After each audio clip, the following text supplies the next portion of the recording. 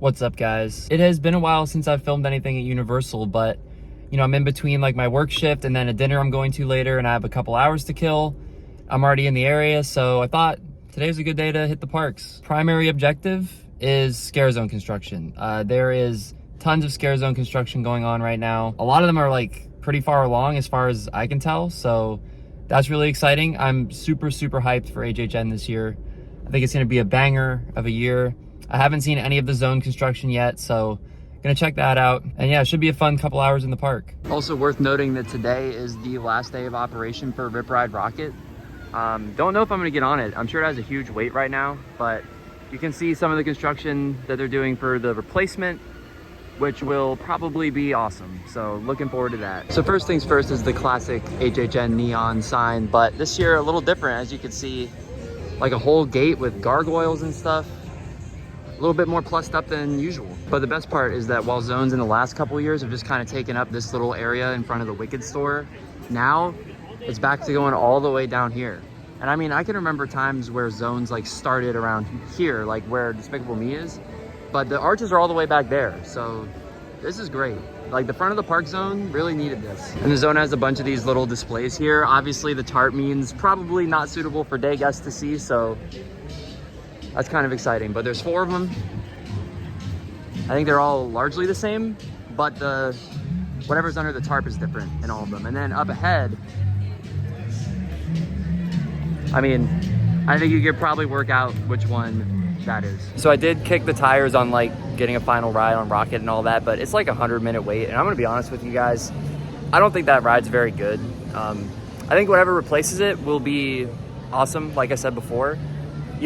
It is gonna be weird though. Like, it's kind of weird that this is the last day I'll ever see it cycling, because it is iconic. Even if it's not very good, it is iconic. So hopefully whatever comes next is both iconic and good. I got many rides on RockIt over the years, so can't get one today most likely, but hey, it won't take away all the many other not so great rides I've had on it over time.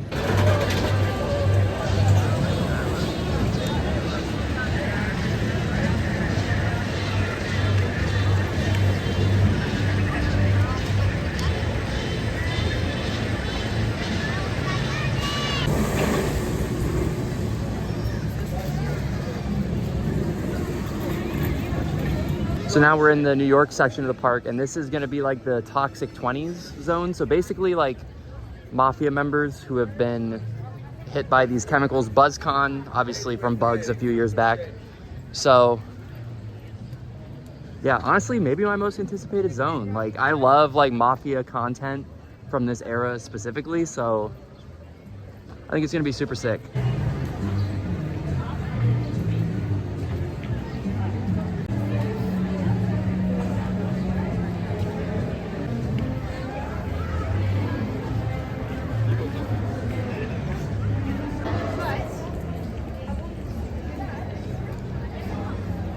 So I guess it's rat poison from BuzzCon spill.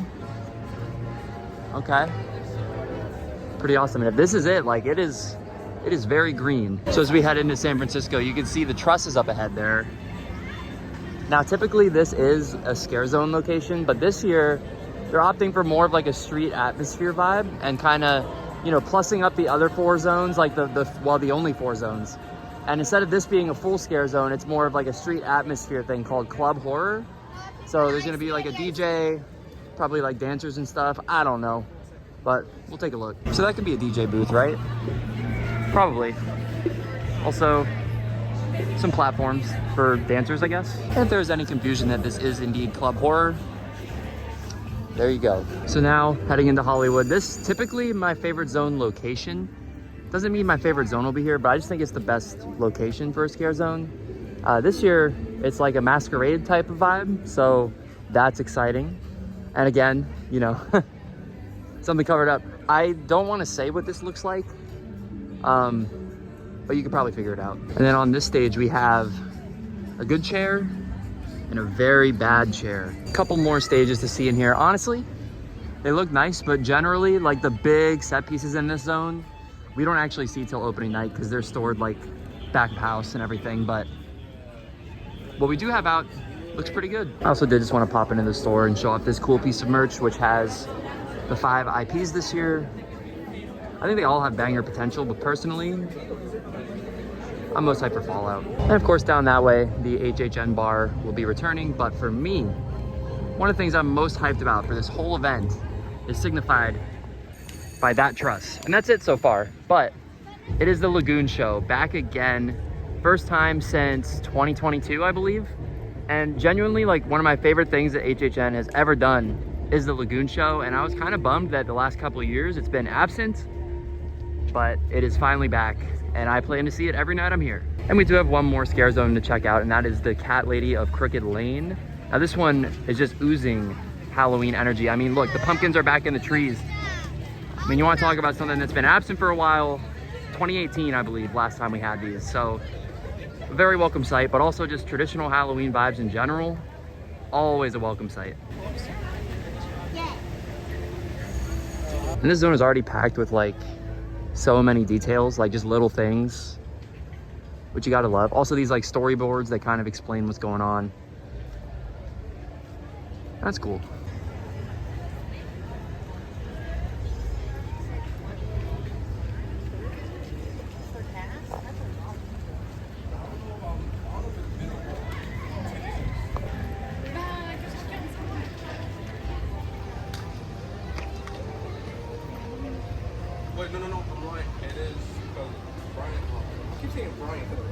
Look at all this stuff. You know, they did a really good job of making this look like someone's front porch in Florida, so feeling very on brand there. Oh man, giant yarn ball. That's dope. And also, this is another one that they've extended. So usually the zone would end here, but clearly it has not. I don't really think we're supposed to go through there, to be honest, but just, you know, extending the zone. Looks like there's little boot holes in there. So it's kind of almost like a mini house. And then this is not a mini house. This is just a house. Crazy. So this is obviously where the cat lady will be, I would assume. She's got a little pet cemetery over here. That's cool. Socks. I don't like that. If it's a Red Sox reference, which I think it is, I don't like that. Pretty amazing stuff. And it is cool to come like see it during the daytime, you know, like all these little details that you probably aren't gonna pick up on during the event, you get to see during the day.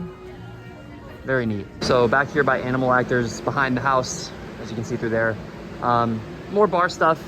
You know, you can kind of see that like these vines and like stone is kind of a theme this year. I guess they're going for like a Gothic type vibe.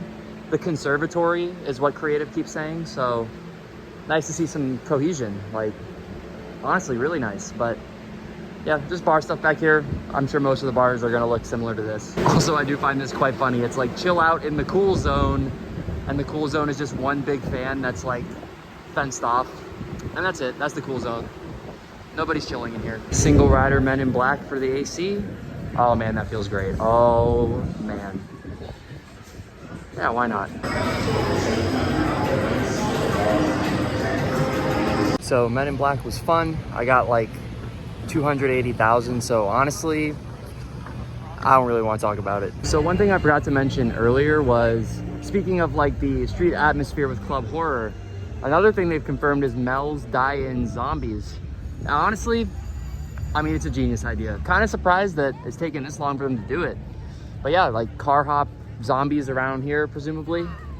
Just like another area of the park that usually is a dead zone, but now you'll have scare actors here. So that's really cool. And it's themed to Mel's Die-In, which is iconic. So I love that. So some of the themed food booths for the year have kind of started to pop up. So there's that one. I mean, obviously Clown Cafe, like you can't not have this when Terrifiers come into the event. Kind of looks like Cloven Cafe though. Firefly Funhouse, this is the WWE one. And then, oh yeah, the Vault Fallout. That is pretty awesome. The last stop I'm making, I'm coming over here to Mummy, A, to ride it because it's goated and still the best ride in this park, and B, because Sahara Traders is gonna be the location for the tribute store this year. Apparently. And it looks a little different in there because of that, so we're gonna pop in there real quick and check it out. Not gonna lie, I'm kind of realizing how little attention I actually pay to the store when I get off Mummy, that's the exit there. But this is what it looks like now. I will say though, this is closed off. This is usually like the way you would get into the arcade. So I'm assuming they might be utilizing that as well. Be interesting to see how the tribute store works in here. It is a much smaller space, and you know, Mummy is a ride that operates during HHN. So I could see that causing some congestion to say the least, but I'm sure they have a plan in place. All right, after a really good ride through on Mummy, we're getting out of here. I did walk by RockIt one more time, and it was a 175-minute wait. So that's crazy. I was here on RockIt's last day. I did not ride it on its last day, but like I said earlier, I've ridden it more than enough times, more than enough over the years. But you know, like I said, also excited for what's to come. As far as HHN goes, I mean, listen, like this video, I'm no updater, okay? Like, there's definitely better people to follow for an HHN update. I just decided to film one because A, it's been a long time since I've done one, and B, just wanted to come out and see the scare zones during the day before the event starts, see the progress. This is one of those years that just feels really good going in. Seems to be a lot of internal confidence and hype this year, as far as like what we've seen on Twitter from some of the creative team behind the event this year. It just seems like one of those years where going in, you have that all-timer feeling. Now the only question that remains is, will it live up to that? For me, Artista is my most anticipated house. I think it's gonna be great, but genuinely, everything sounds interesting one way or another this year.